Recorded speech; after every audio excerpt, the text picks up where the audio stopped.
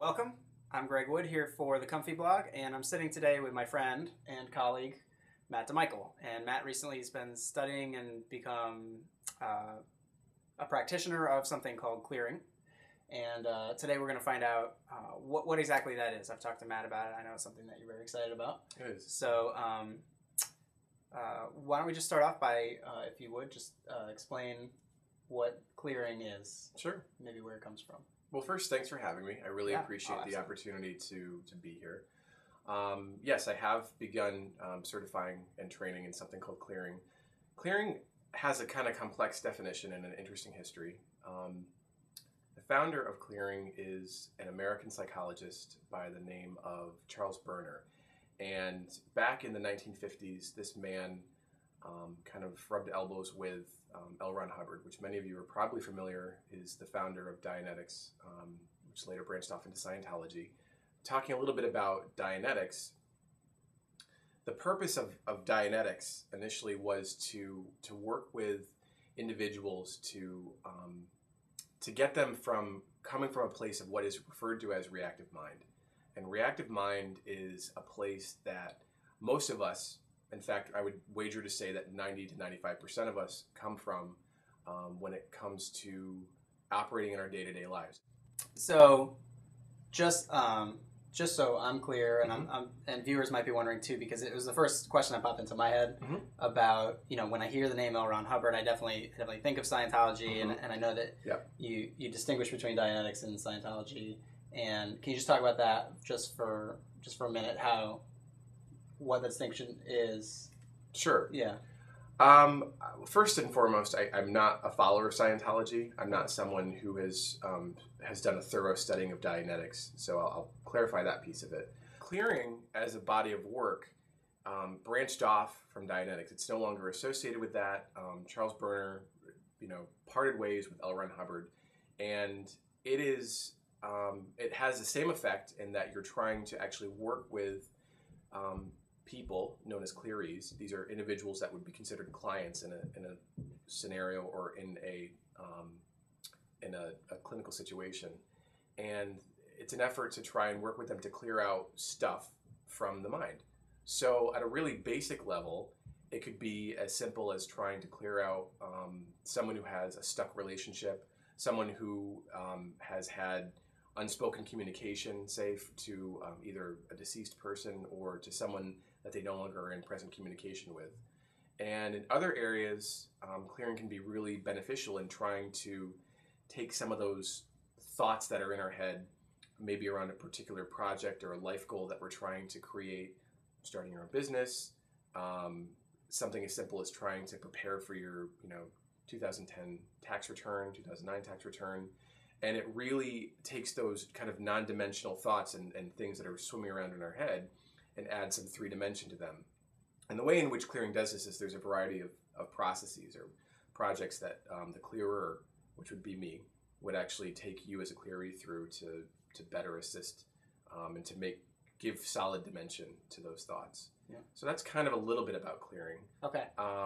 Some other things I do want to mention is that all sessions are conducted in the same context of professional ethics that a standard psychotherapy session would be conducted. In other words, there is complete confidentiality with every single session that's had, and all individuals are treated as the individual. There really isn't one distinction between clearing and one distinction between, say, traditional psychotherapy is that there's not a lot of diagnosis that happens. So the clearer really sees the individual as you. It's not like, okay, let's see, you're someone who has ADHD, running off a list of psychodiagnosis. And the reason behind that is because that in the body of clearing, you're seeing your level of who you are is more than just your mind. You've told me before when we've spoken about it, you've told me that it's a very specific sort of process. It is. Is that right? It is. There's a formality to it. It's not a free form conversation, stream of consciousness. Yeah. Thing. It's actually very kind structured. Structured. Yeah. There definitely is a formality to it. There's a formal beginning. There's a formal ending to the session itself. the clearer at the beginning of any session will actually ask the clearee, is it all right if I begin the session? Is it all right if we begin the session? Assuming that the clearee's agreed, then there's a formal statement the session has begun. And then what takes place is the actual session. And that's the work. And you're absolutely right. There isn't a lot of freestyling within it. When you're the clearee, you're always on. And that's one of the things, having been a clearee for myself, and I've experienced clearing sessions and really gotten a lot of benefit out of them. Okay. That's how you came to clearing. Yeah. You had sessions and... Yeah, for me, it was clearing a stuck relationship. It was actually working to get out of my own head about this trauma, or this, the drama, I should say, about, and the story that I had created surrounding a relationship that I had had. And through that work and through those sessions, I found tremendous benefit. A lot of benefit that can be had in the sessions themselves I found that people are better able to more authentically relate to others in their life. They're able to just clear out uncommunicated stuff, and that's a huge barrier for a lot of people to relating to others, especially if you think about how much we wish we could have said to another person, and the ability to actually communicate that to another person is huge. It's huge. And then the last benefit is when you're working on a specific project with a clearer, oftentimes you have the ability you see hidden obstacles and barriers to that project or that goal that you hadn't previously considered because it was milling around in your head and you hadn't even thought about it. Mm-hmm. So, and we're here in Connecticut, so you're practicing here in Connecticut. So if somebody was watching from New England and wanted to come see you, how many people are there as far as clearing? Like if I'm watching this and I'm in Arizona, what do I do? How do I find someone that's... So there's not a network, and that's actually, I'm glad you asked. It's probably something that we really should put together. Would you mind being the person that if Sure. you're interested in where they could contact you and you have access to this network basically? Absolutely. I would be happy to research for any person. Okay. One thing to note, the other piece about clearing is that it needs to take place in a physical setting. In other words, it's not something that can take place over the phone, right? Because there's that dynamic as well that exists in the dyad. I'd be happy for any viewer that wants to get in contact with me directly. I'll give you my cell phone. It's area 860-841-7485, and that's the best and easiest way to get in contact with me directly. And then for someone who is in the area, say, and wants to meet with you, I know that you told me that you have sort of a pricing schedule. I do. Clearing, because it really requires, it takes some kind of getting used to the formality of the session, and it also is an adjustment for people that are used to traditional psychotherapy or traditional counseling.